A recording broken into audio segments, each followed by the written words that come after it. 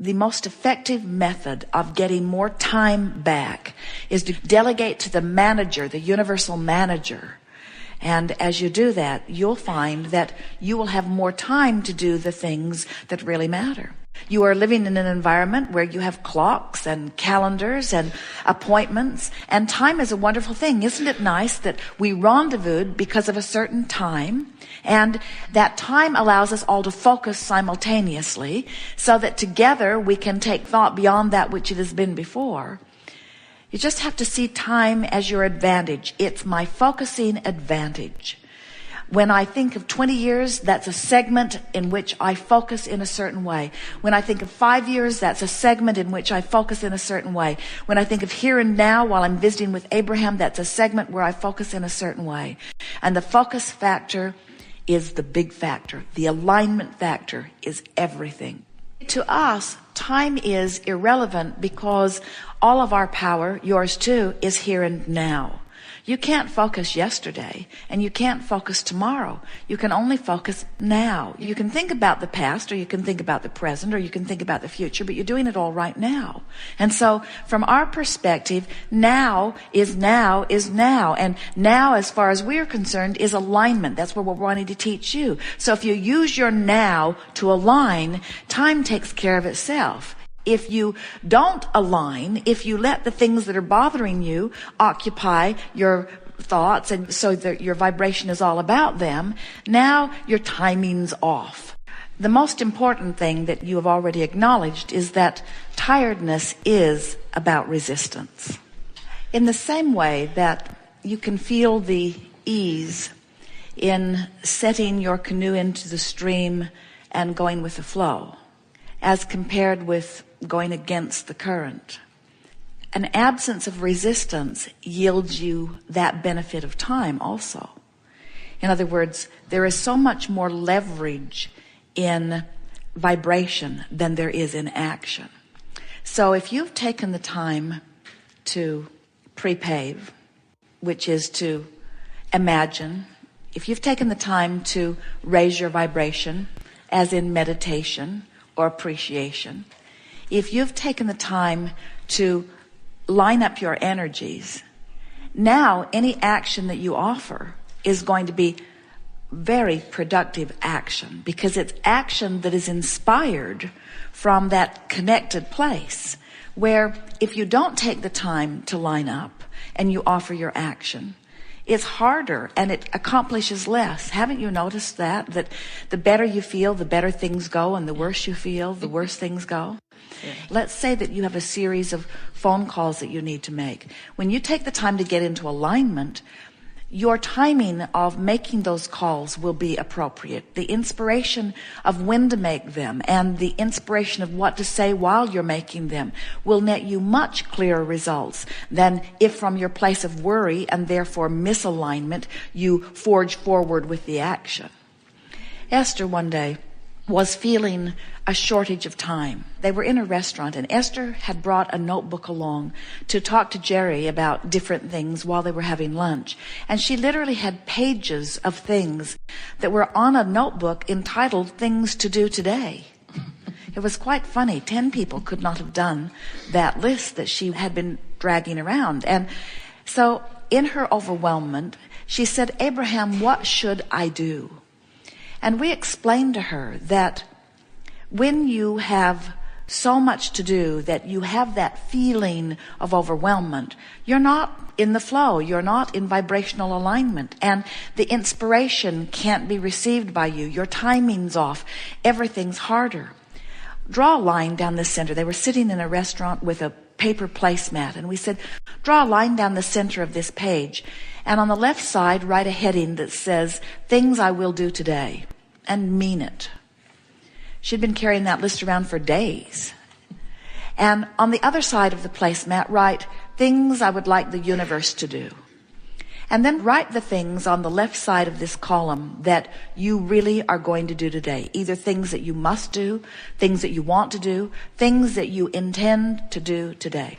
And everything else, put on the universe's side of the placemat. And not only was she more effective at the things that she had kept for herself to do, but the things that she had put on the universe's side of the placemat began to take care of themselves. People she needed to talk to called her or called the office. All kinds of things began to shape up, where by the next morning, more had been accomplished on the universe's side of the placemat than Esther had kept for herself, and Esther had applied no action. That's leverage, you see. Jerry and Esther are driving down the road one day, and there have been several incidences like this, but Jerry was driving, and he was signaling left and was going to turn across traffic. And as he was sitting there, he had an impulse of hesitation. And Esther blurted, "Stay." And so instead of turning, even though the roadway was clear, he stayed right there. And at that moment, a car going over 100 miles an hour passed him on the left side. And if he had made his turn, they would have been broadsided. The fact that they were tuned in, tapped in, turned on made the timing in their life perfect. Timing is everything. And the timing that we want you to focus upon is something that you feel viscerally. Instead of timing, we want to talk about connection, which gives you ultimate timing. Jerry and Esther have a friend who lives in San Antonio, and they live in the hill country, which is a higher elevation. And they went into the post office one day, and the post office was completely inundated with water. It had been raining, and much of this little town of Bernie was underwater. And they went immediately home and called their friend, who has 1,000 acres, but the Cibolo Creek flows right through their property. And they have farm equipment and animals and all kinds of things in a pasture that adjoins this stream. And so Esther called and said, "Cibolo is over its banks here and headed your way." And Pat said, "Oh, thank you so much." And she moved her tractors and her horses and her cattle from the field and called back later and said, "So nice to have a friend upstream." And we say, you have such a friend upstream. You have source energy. You have broader view. And when you take the time to align with that, not only is your timing about everything better, everything about your body functions are better. Everything about your metabolism is better. Everything about your cellular movement is better. Everything about your mind power is better. Everything about your timing with others is better. When Jerry and Esther awaken and take the time to bask and maybe take a walk, maybe meditate for a little while, take time to enjoy one another, as Jerry and Esther start a day like that, their impulse to get on the road leads them not only to the perfect getting on the road, to the perfect rendezvousing, but it leads them to the perfect inspiration about the perfect routes for the perfect day. And the perfect day doesn't always mean about the fastest way. Sometimes it's the most beautiful way. Sometimes it's the rendezvousing at a truck stop with someone that is meaningful. In other words, a friend upstream knows all of the things that you want and all of the things that you intend and will inspire you to the perfect timing of all of that, you see. Esther will say, "We're in the zone. We're in the zone." She can just feel when they're in the zone. Numbers line up. All kinds of things line up. People that they meet, they can just feel that they are being guided from a broader perspective. Someone gave them a Staples Easy button. They left it on the table one day. And Esther took it back to the coach and put it in a predominant place. And every time she noticed it, or every time something would happen that seemed to happen in the flow, she would pop that button and the voice would say, "That was easy. That was easy." And she got addicted to this button. That was easy. That was easy. That was easy. That was easy. That was easy. The more you notice it is going well, the more in the flow you become, and the more the universe yields to you the time to do not only the things that you need to do, but the time to do the things that you want to do. Until in time, you will only be doing the things that you want to do, because everything that you are doing will be so life-giving in nature. You will not separate the stuff I need to do from the stuff I want to do, because it's all stuff that I want to do. Esther teases every day of the world relative to everything that matters. She says to Jerry, "I can't possibly make this." And it's just her way of saying, I am now focusing within this framework of time in order to rendezvous where I need to be when I need to be. Jerry does not wear a watch. He refuses to let time dictate him. But he counts on Esther to wear a watch. and let him know anything that is important. But it is interesting to Esther to watch him, because even without his watch, he has excellent timing. He'll be working on an editing project, sitting back further in the bus while Esther is driving, and they will have an interchange that is important to them. And Esther will be watching the navigational system, knowing that this choice will come up, because often they don't follow what the navigational system encourages, because they have some other option. They don't want to go necessarily the fastest way. They want to see a particular truck stop, or they want to see a particular FedEx box, or there's a particular campground or restaurant that they want to go to. And so Esther is watching the navigational screen, and it is uncanny how often, without hearing anything yet, Jerry will come forward in the coach just at the right moment. He just senses that it's time. He has this broader view, and what it is his friend upstream that is the best navigational system in the world, that will always guide you to rendezvousing with what you are wanting. The problem with watching clocks and calendars and to-do lists and letting things like that dictate the things that you do, so that you are not spontaneous and flexible, is that you often miss what you're really looking for, because you're doing what you think you should do. The universe is leading you to what you really want, while often you're doing what you think that you need to do, and they are not always the same thing. We look forward to them always being the same thing for you. And that's why the Sudbury book is so exhilarating to so many people. That freedom that those children have. The premise of the school is there is no curriculum that is assigned. And if you have a desire, the school will find a way to accommodate your desire. But it does not tell you what your desires should be. It provides an environment where your own desire can be born. And when it is, then it supports whatever desire is born within you.